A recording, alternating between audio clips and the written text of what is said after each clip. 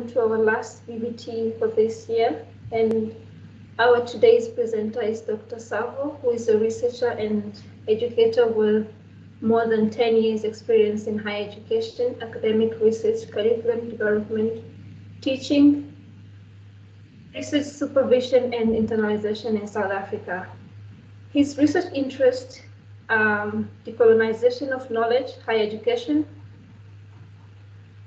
internalization, conflict analysis and conflict transformation, post-war reconstruction and peace building, higher education in post-war setting, sustainable development, xenophobia and social justice with justice advocacy and activism.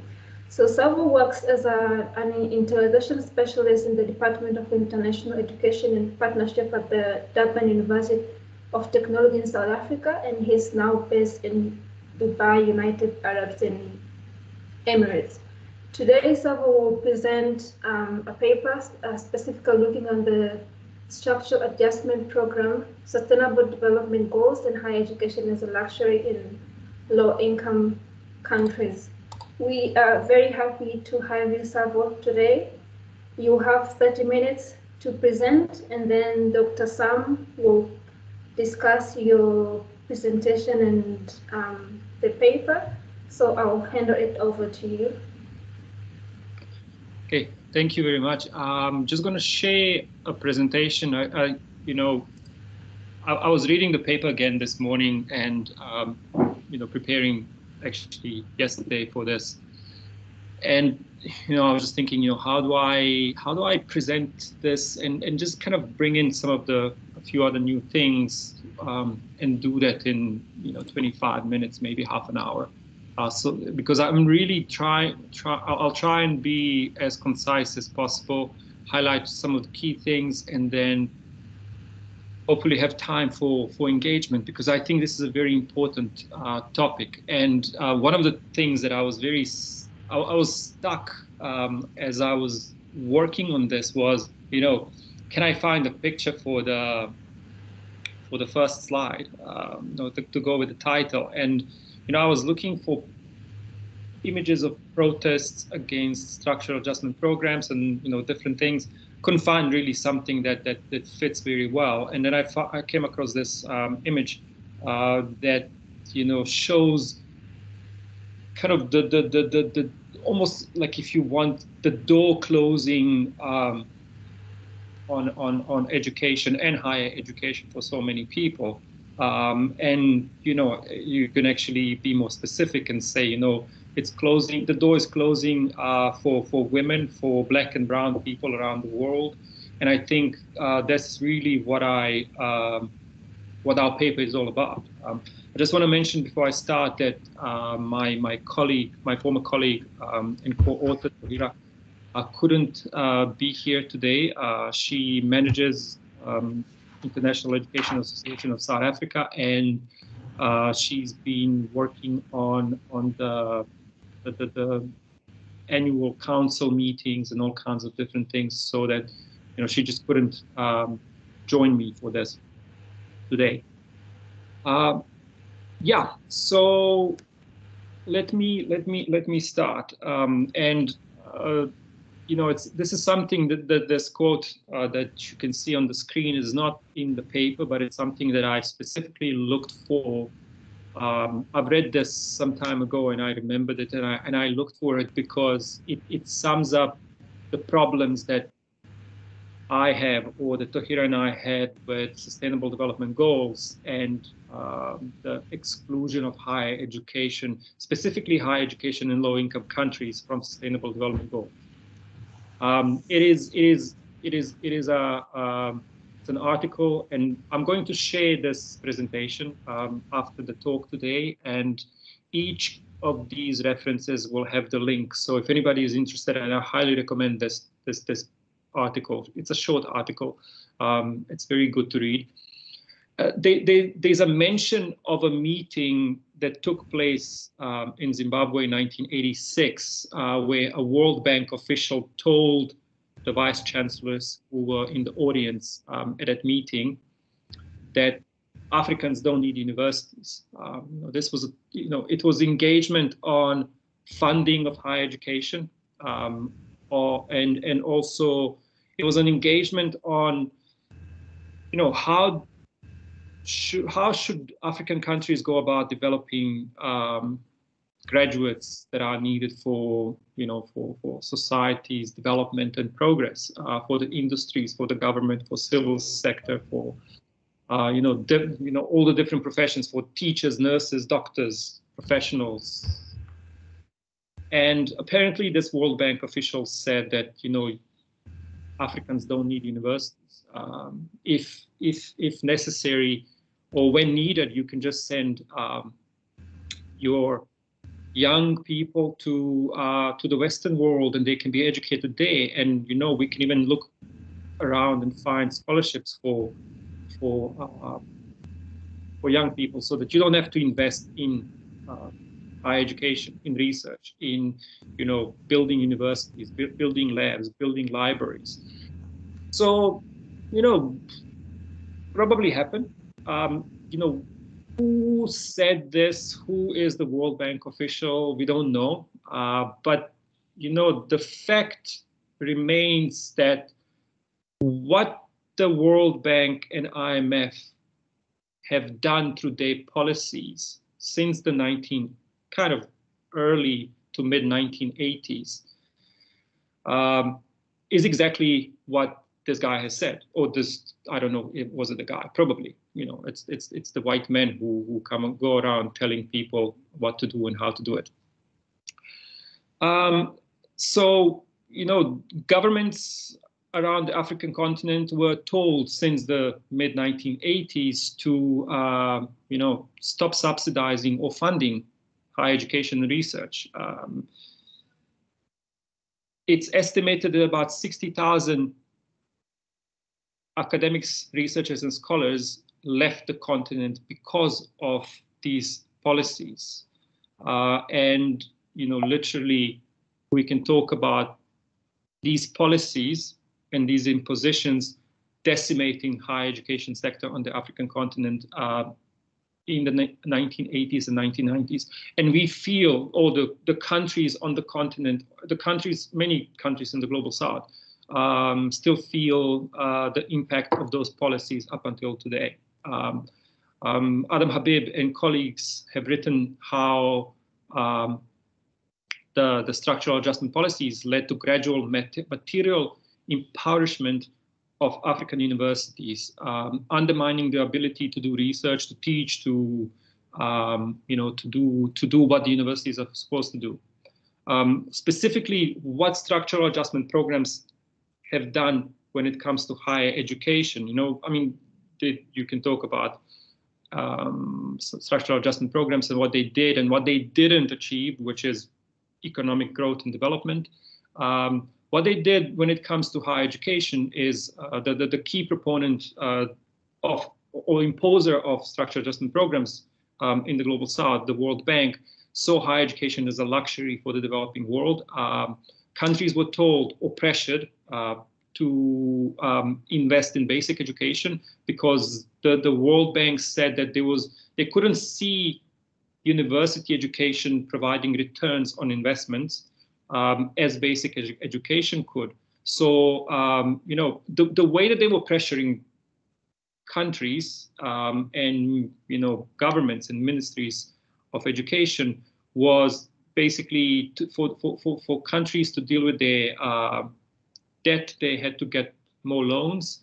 And in order to get more loans, you had to adopt policy prescriptions from the World Bank and IMF. So one of the key policy prescriptions was austerity. And one of the ways to impose austerity was to say, you don't fund higher education, you don't fund your universities. If you need to, as I said earlier, to educate, a small part of your population, you need to send them to developed world, to the Western world. As another researcher said, World Bank argued during that time that African countries were better off closing universities at home and training graduates overseas. I mean, just thinking about that, it's astonishing. It's incredible. I'm not going to highlight all of these things here. You know, you talk about structural adjustment programs, and then you talk about the continuation of neoliberal economic policy making. And, you know, you get to a point where many countries on the African continent are struggling with their higher education capacity. Dr. Grieve Chalva, an economist from Zambia, has written recently a very good paper on economics research and, you know, how economics research is looking at the African continent. He says that the continued lack of investment in higher education and research in Africa, continued lack of investment up until today, is very much a child of structural adjustment policies. So when we think about the problems in higher education and research on the African continent today, we have to think about colonial impositions. We have to think about the post-colonial neglect of higher education, and African governments have a lot to explain when it comes to what has happened in the post-colonial period. But then we come to structural adjustment policies when governments were told, no, you're not going to spend, you're not going to fix the problems that are there, you know, since the colonial times, you're going to just neglect higher education. Just a few graphics to kind of put all this in perspective. This is a graphic that shows the enrollment in in tertiary education, university education around the world. The thick bluish green, I'm bad with colors. This thick line is the world average. You can see the upper middle income countries, the high income countries, and then you see the red line showing the most of the African continent and other parts of the global south, which come under the low income countries kind of description. And you can see the enrollment kind of improving a bit, but nowhere near what is needed, what is required. And that goes up until 2015. This is just, you know, another graphic, another map that shows the share of the population with completed tertiary education. This is from our World in Data website, and it's you know, the data from 2010. I would not expect much to have changed since, you know, this data was put together.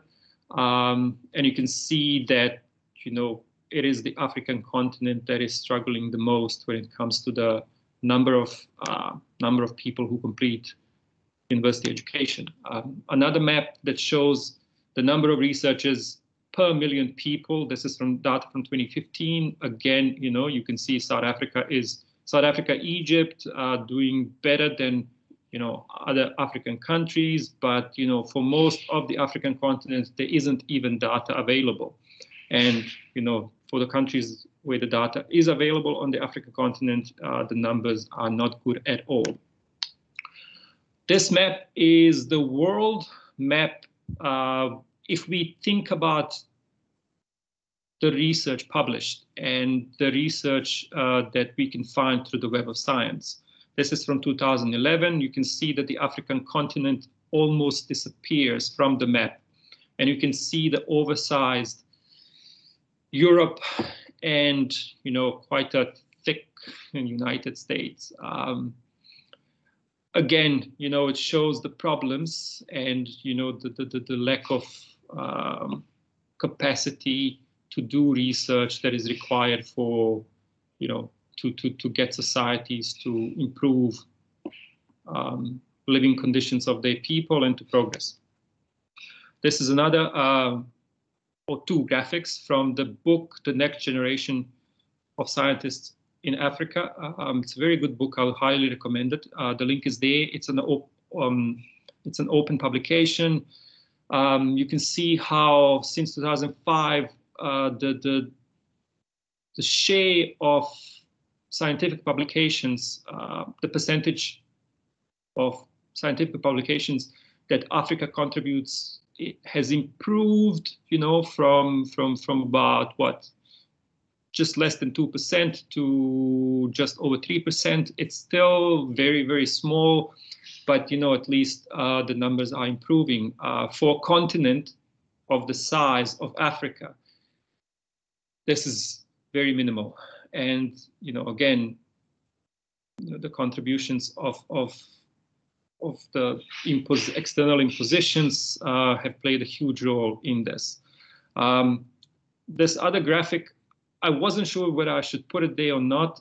It's a whole other topic for discussion, and something that really shocked me and something that really requires unpacking in more detail is complete lack of intra-Africa collaboration in research. And you can see there at the bottom, that line at the bottom shows the collaboration between institutions on the African continent that lead to publications.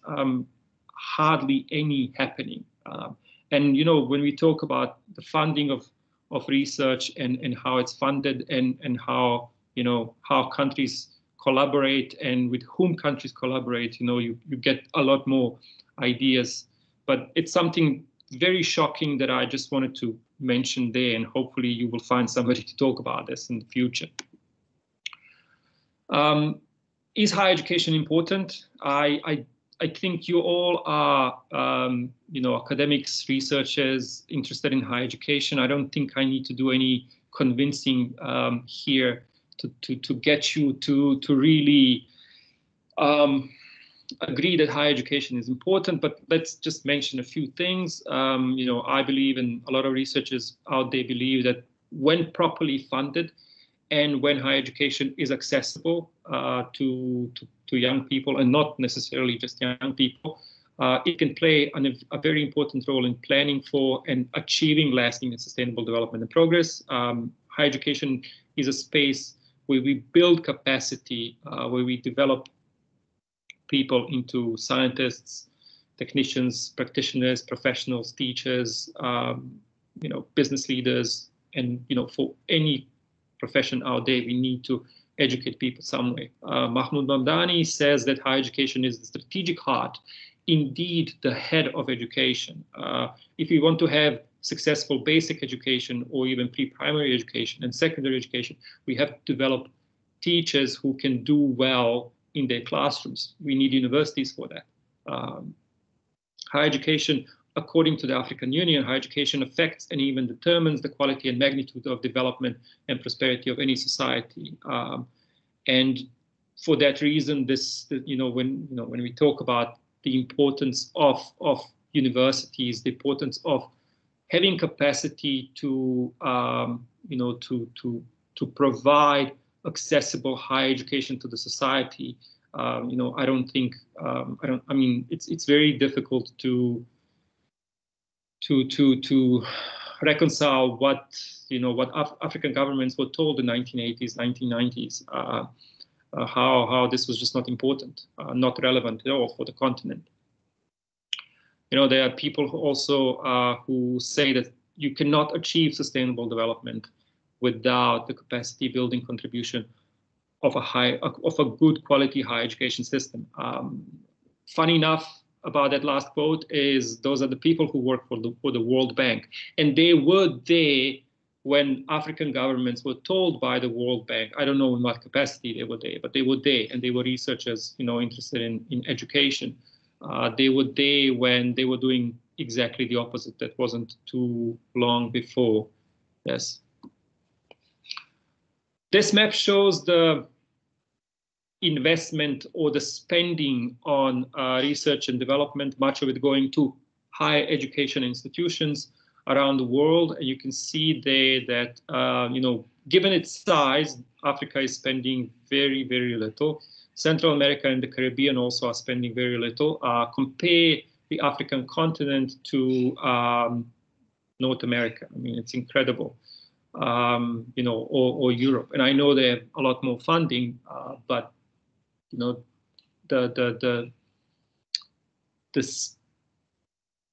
you've got to spend on higher education in order to develop institutions as well as to develop labs, and then to be able to provide good quality education. There is no other way. There there is no easy way around this.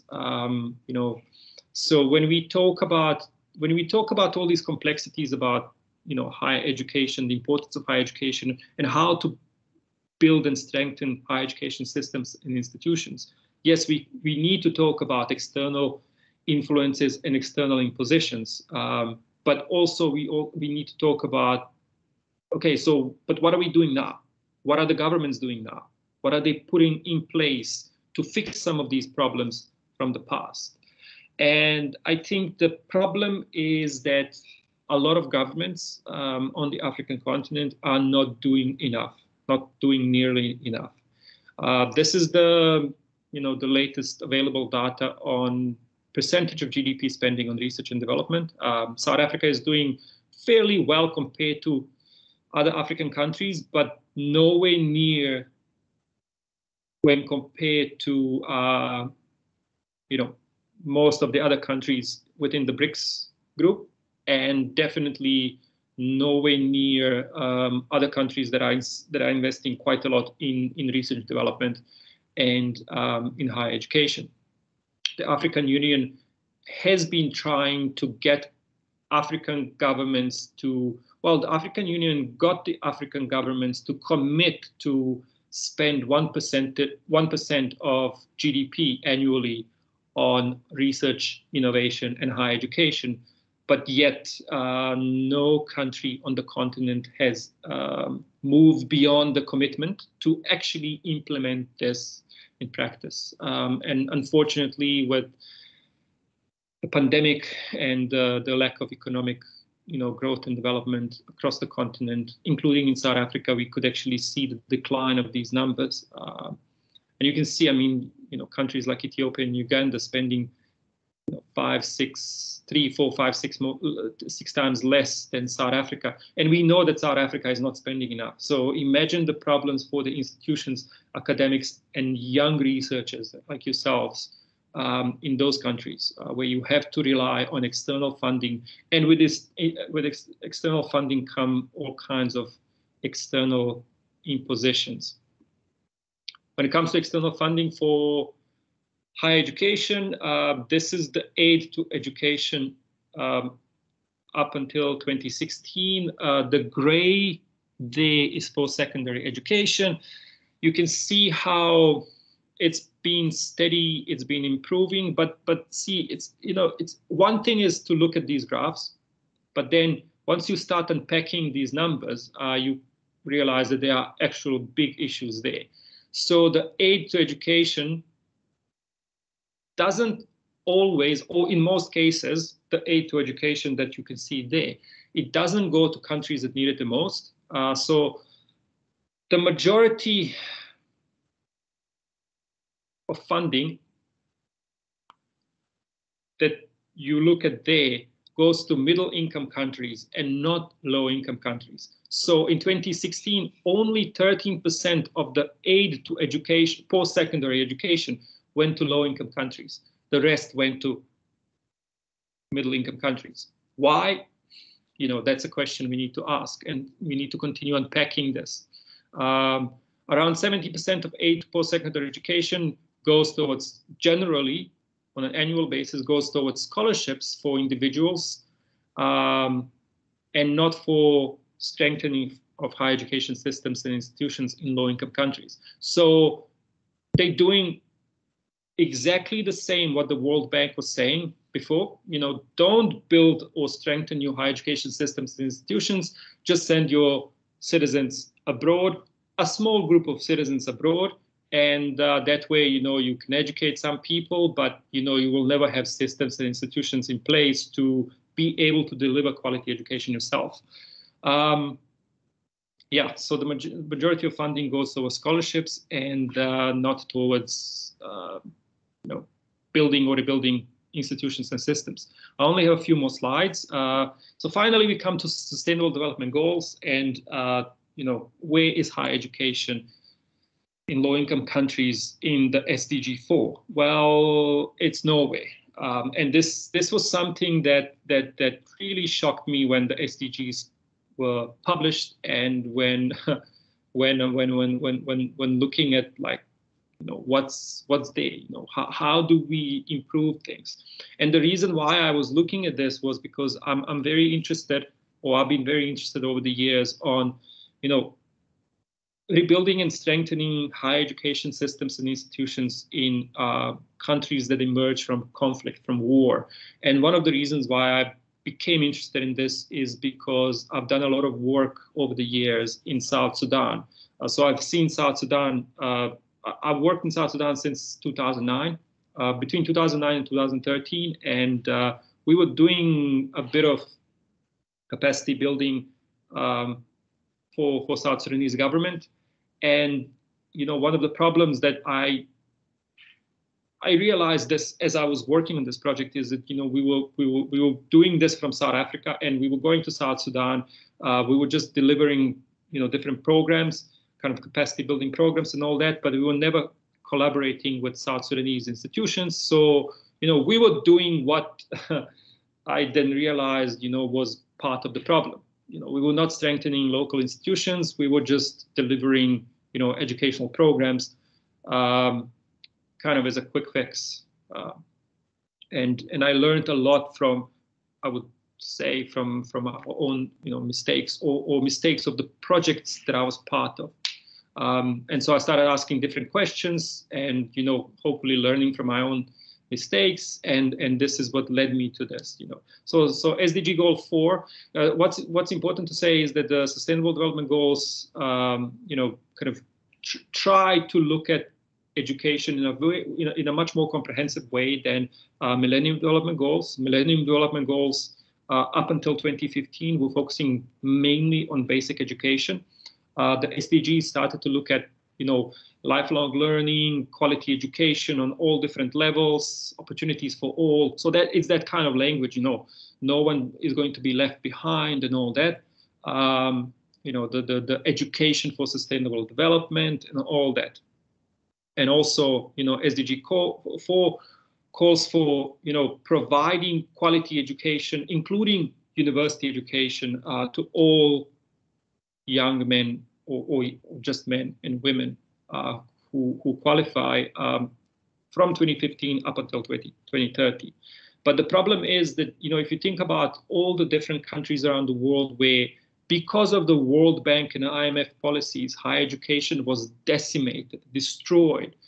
How do you provide good quality education to the population if you don't help rebuild and strengthen the institutions and systems, and you provide support to higher education leaders and to academics to be able to do what the SDGs are calling to do?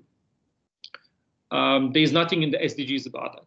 So the SDGs talk about all kinds of things, but there's nothing to provide any kind of support to higher education systems and institutions in low-income countries. What's there is what we have seen the World Bank say since the 1980s. We'll just provide a few scholarships for people from low-income countries to go and study in developed world and some parts of developing world. That's literally it. There is nothing else. The problem with that is that it comes with all kinds of unintended or intended consequences. I don't know which one it is. I'd like you in the audience to kind of, go through this, and we can talk about it. How is it possible this happens? Despite the fact that it's been a failure, absolute failure around the world in low-income countries. And, even those who were imposing it now say that higher education is important. Yet, when it comes to now a plan between 2015 and 2030, we again completely exclude any kind of support for higher education in low-income countries, and we just sprinkle a few scholarships here and there onto people in these countries. What this is going to do is it's going to contribute to the continued maintenance of Eurocentric hegemony, coloniality, and global inequality. It is going to it's going to continue to trap low-income countries in this global knowledge space where they just consume knowledge that is developed elsewhere because they don't have capacity and funding to produce relevant, important knowledge on their own. We're going to be sending young people to the Western world because they get scholarships, and if some of them will not come back, others who come back will have the Eurocentric ideas and the white curriculum, the white male curriculum, kind of drilled into their minds, and we're going to continue to propagate coloniality that way. The notion of just providing scholarships to low-income countries is also going to influence policy choices of local authorities in these countries, where it's going to be kind of like a quick fix. You don't have to strengthen and rebuild higher education system and institutions. You just send some people abroad, and the Western donors are also going to provide you with those scholarships, so you don't have to worry about it. And in most cases it's going to be politically connected who are going to get those scholarships. The poor are going to continue to be trapped in poverty because there is no way out. There is just simply no way out. Yet the SDGs say that no one's going to be left behind. So I mean, just think about those things. It's going to also undermine other SDG 4 targets. So, for example, the SDG 4 calls for training of 26 million teachers by 2030. And this is now in low-income countries, where are they going to be trained when there are no good quality institutions to provide quality training for those teachers? Are we going to send them all abroad, and they're going to come back with the Western curriculum to teach the kids on the African continent? What is that going to do? We've been talking about this since Peace Must Fall, and we know how important these questions are. So yeah, what should have been there? There should have been specific targets that focus on rebuilding and strengthening higher education systems and institutions in low-income countries around the world, because the SDG goals and targets are informing donors in terms of what they should be funding. They're also informing regional and national policymakers in terms of what should be the priorities, because everybody is reporting now on the SDGs. Everybody is doing all this type of work. And, even on the African continent, something that I've noticed over the years and something that I really think it's a big problem is that, think about South African universities. Everybody's talking about SDGs. Everybody's talking about sustainable development goals and where are we, what are we doing? There's African Agenda 2063. I don't see it in the plans of South African universities nearly as much as the SDGs. It's probably because, through SDGs, they're hoping to get some funding from Western donors and things like that. And there's some other policy documents, the African Union policy documents, that are even way more important when it comes to higher education on the continent than the SDGs. And those are completely ignored because SDGs are the fashion today. Scholarships are important. In some cases, it's important to send young people to study somewhere else if a country doesn't have that specific program capacity. But scholarships as the only way to build capacity in low-income countries is an absolute policy failure. And it's going to have huge negative consequences for these countries. And I think we need to continue to highlight this and to talk about this. What I'd like to see more people talk about this, and the universities that I engage with and the academics I engage with, I struggle to find anyone who has read the Continental Education Strategy for Africa 2016-2025. It's been around for 5 years now, and this document speaks about education broadly on the African continent, and specifically when it talks about higher education, talks about revitalizing and expanding higher education, research and innovation, investing more in research and innovation and higher education, you know, building, rebuilding, and strengthening infrastructure and resources, promoting international research and development cooperation based on African interest and ownership, and strengthening postgraduate and postdoctoral education to cater for expanding tertiary education on the continent and the developing of capacity that is necessary in the continent. When you read this, it's completely different from what the SDGs are talking about, and this is, I'm hoping, you know, that this becomes something that is number one, communicated better by the African Union, because I don't see them really communicating about this, and also that is taken seriously by countries. Currently, no country is investing what the countries have committed on the continent to invest in research and innovation and higher education, and that universities also start working on this with governments and with the African Union, because there's no other way out. The West is not coming to save anybody. They don't care. I mean, the pandemic over the past few years shows us, and these recent, you know, developments show us that they don't care. You know, in the beginning of the pandemic, they said we all in this together. We were never together. You know, when they developed vaccines, we realized, you know, we, you know, on the periphery of the world are not in this together, and we were never together. They lied to us. You know, they packaged their messaging in ways that, you know, trick people.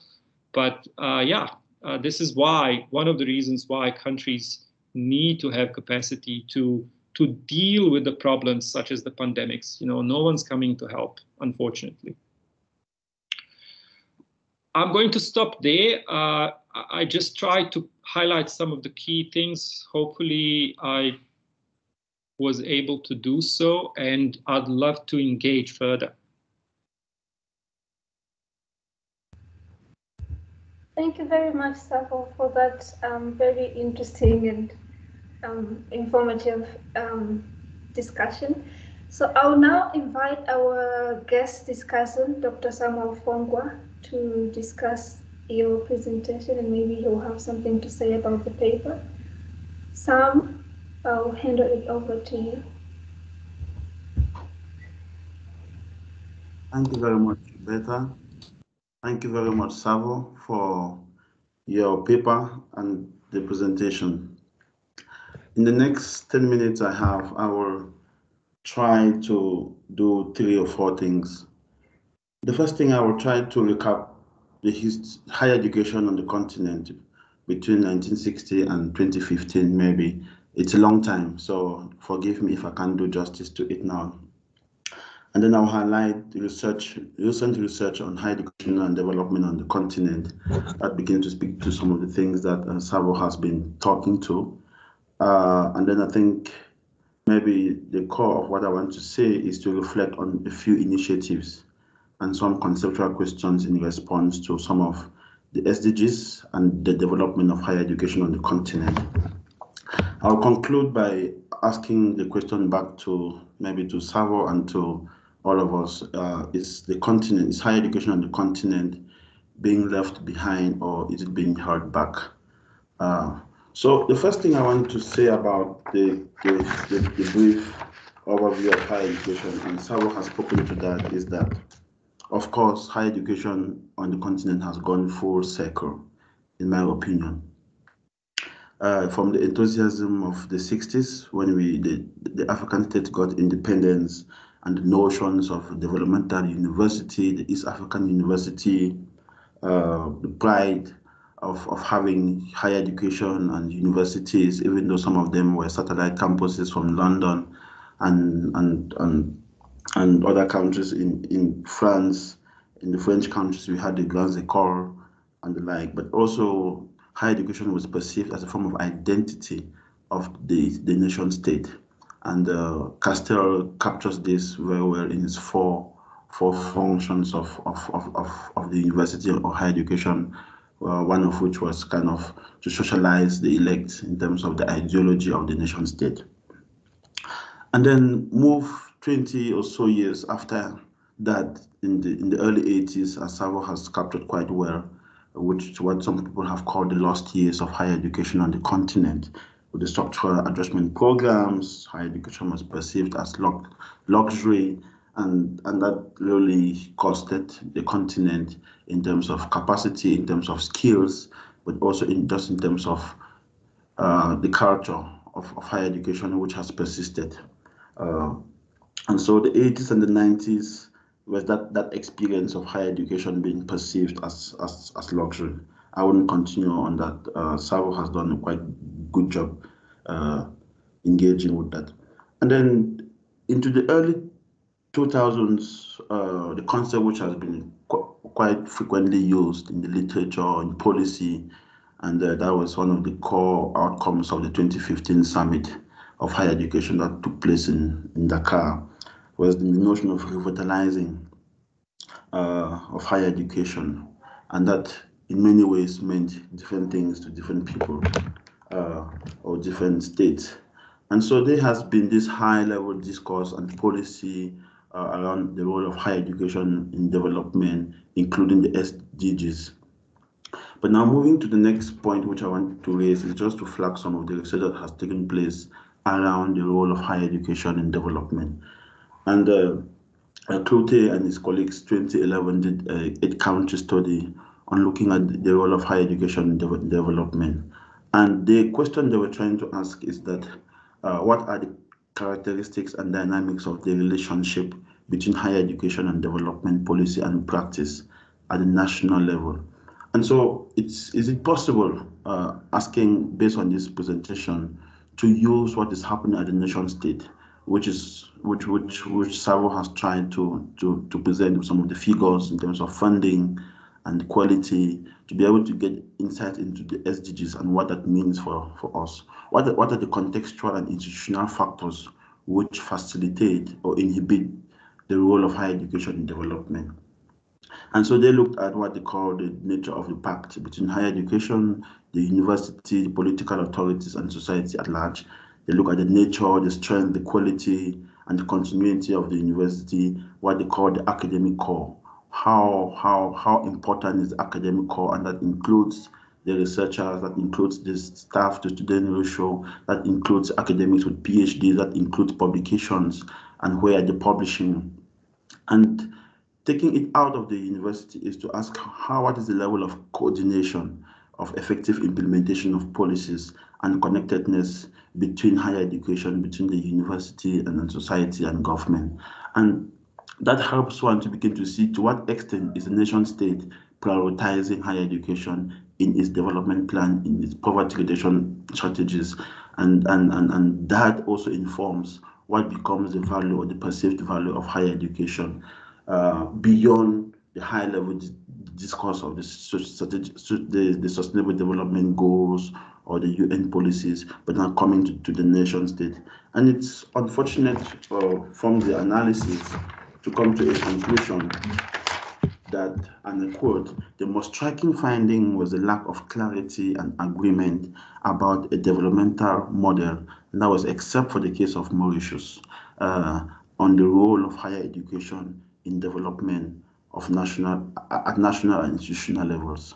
So there is a clear disconnect between what higher education is doing or should be doing and what it means, or what higher education should mean to its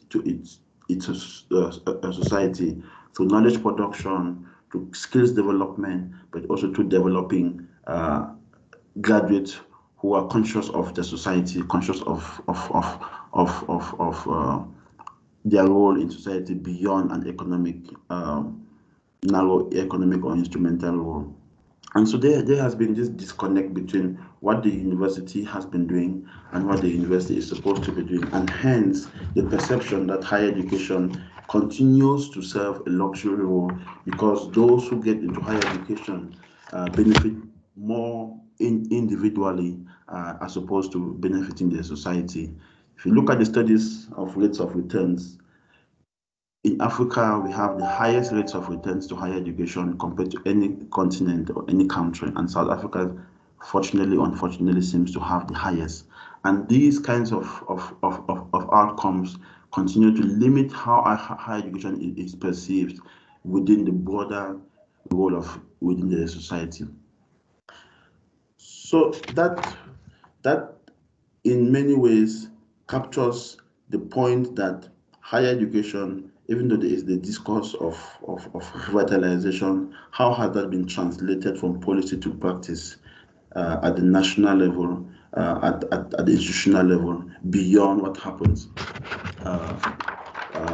at the supranational level as perceived in the SDGs.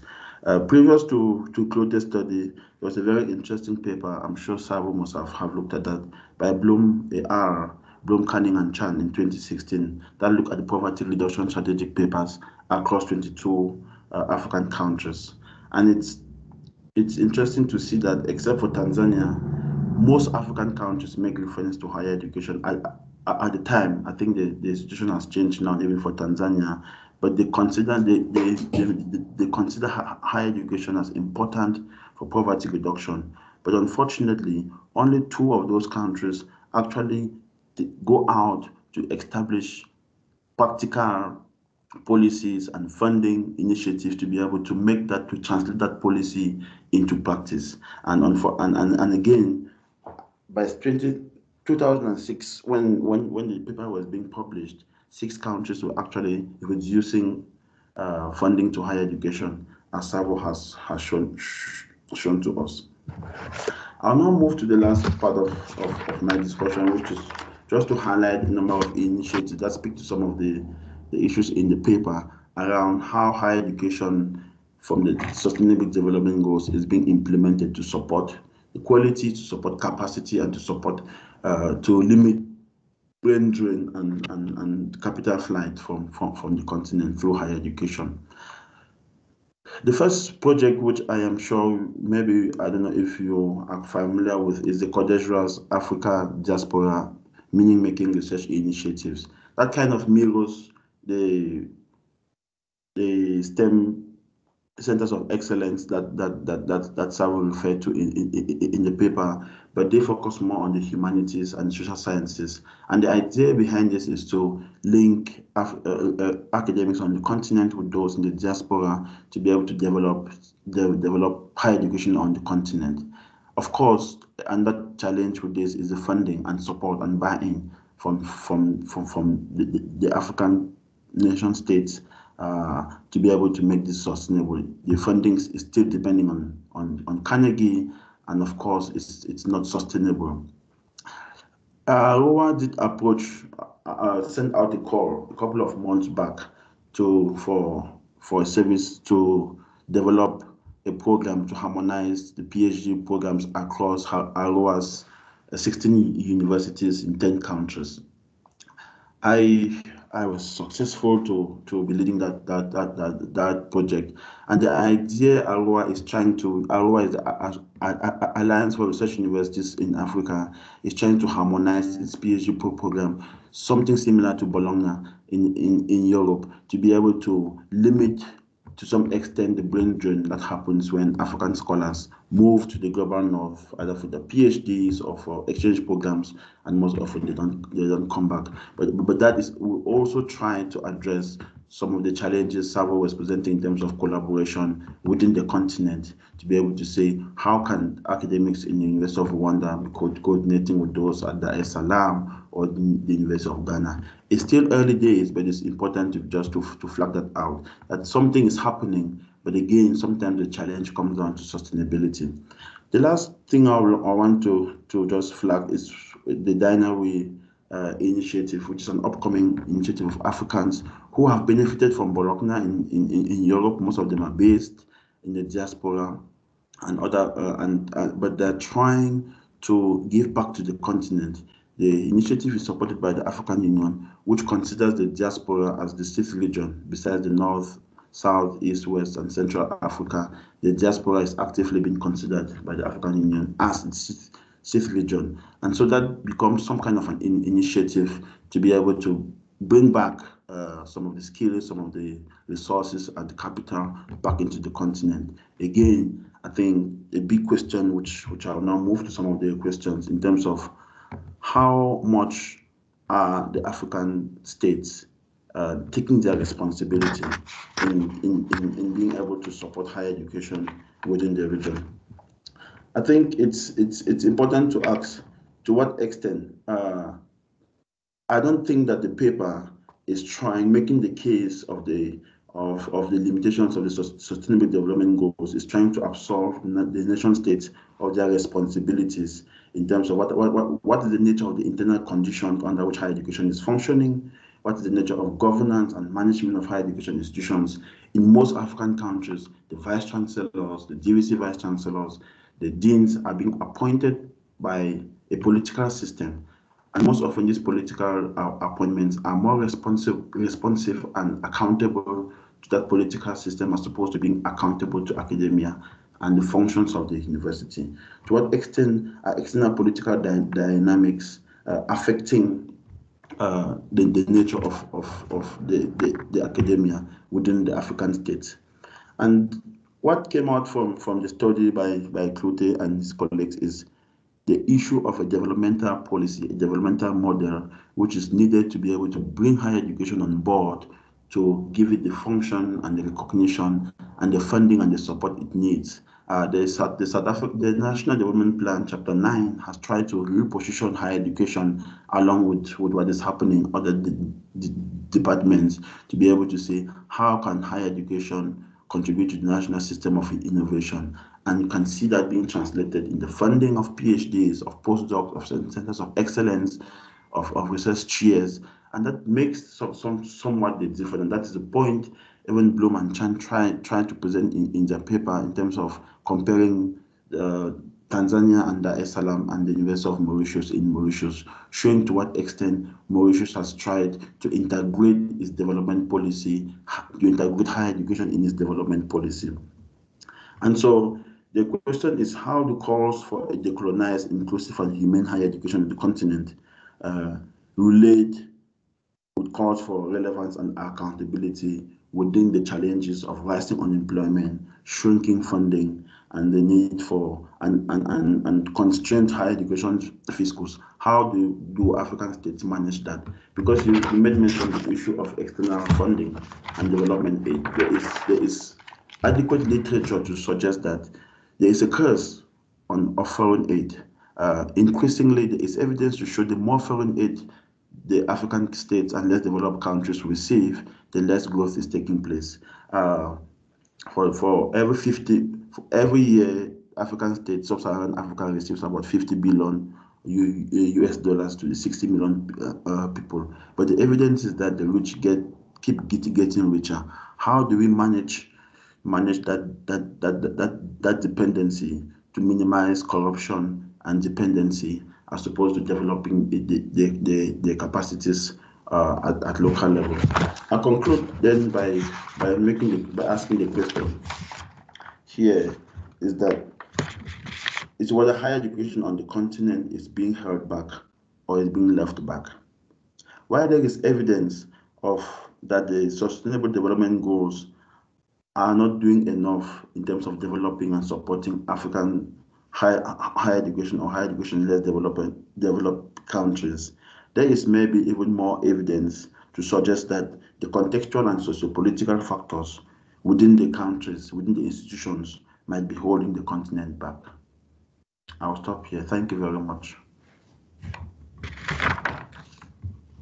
Thank you, Sam. Thank you very much.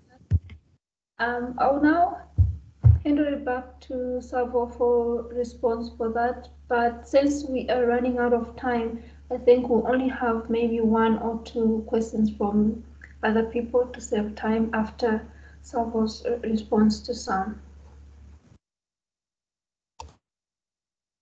Thank you very much for the response, Sam. This was very comprehensive. I'm not sure if I can respond to each and every comment and argument that you made, but look, I think we are in agreement. I'm really glad that you mentioned some of the initiatives that are taking place, and yes, definitely, I think Codestria is one of the key institutions on the continent that has been trying to do things for decades. And, despite all the challenges that exist out there. And also, CODESTRIA has been trying to revitalize humanities and social sciences.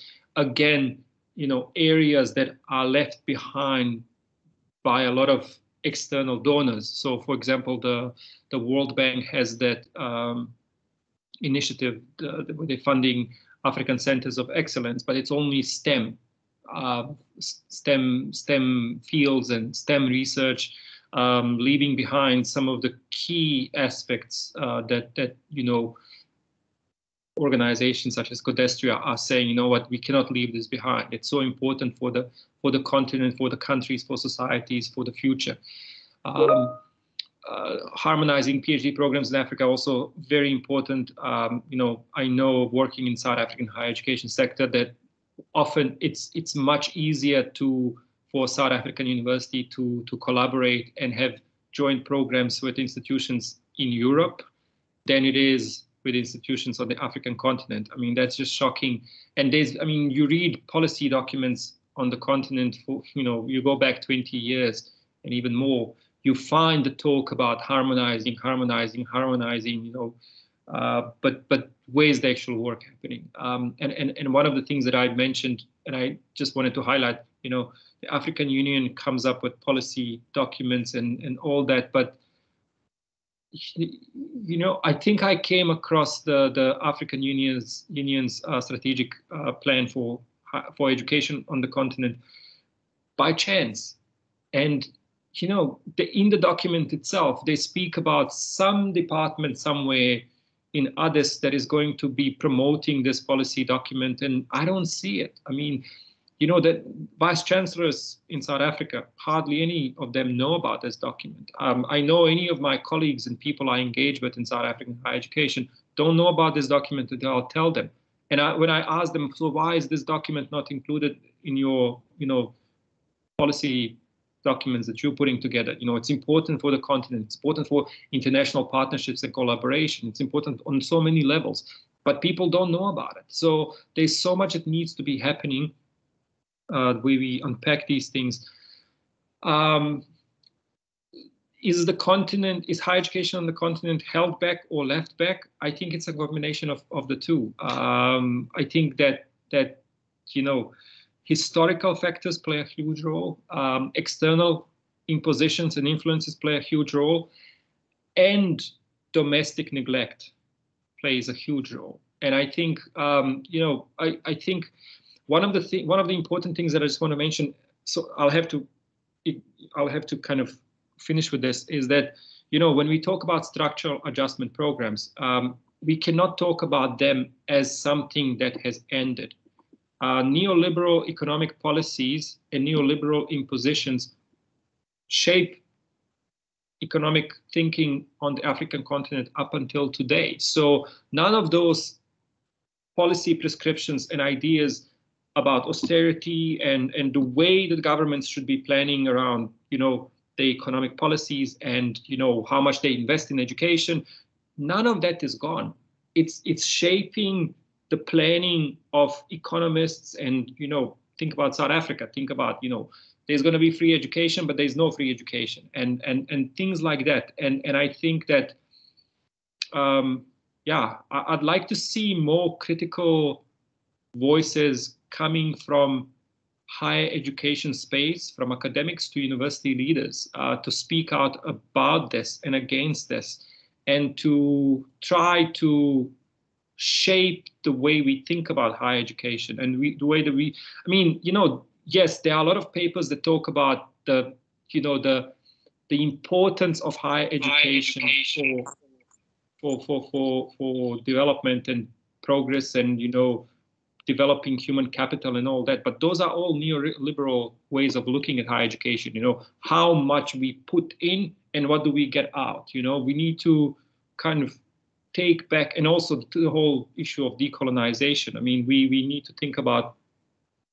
it's a whole other topic again, for another engagement, talk about relevance and yes, we can find an easy way to send some students to, to universities abroad and they come back with degrees, but what kind of education are they bringing, and what do they then bring with their education? I mean, you know, are we going to talk about the same problems for the next 15, 20 years that were raised in South Africa and many other parts of the world since 2015, 2016? I think we need to talk about when we talk about the relevance of higher education or education, what are we talking about, you know? And I fear that you know, the push and excitement about rethinking higher education in South Africa that was there, you know, for a few years after 2015, 2016 is kind of gone. And, you know, decolonization is just a buzzword. I don't really see anybody anybody who has power in South African higher education. I don't see anybody actually really doing anything about it, other than the critical, you know, radical scholars who are changing their own spaces. So yeah, there are a lot of problems, but yeah, we need to, you know, we can talk about this and try to do work in our own spaces to change things. So yeah. Thank you so much, Savo. I think it's unfortunate that we don't have enough time. I believe that there's some comments on the chats which are more of gratitude notes from Faith and Melanie to just thank Savo for your presentation and some for the discussion. Since we don't have enough time, I think we just have to end here. But thank you very much, Savo, for this presentation. And thank you, Sam, for having us today. And this was the last BBT for the year. So until next time, bye. Thank you. Thanks, Savo.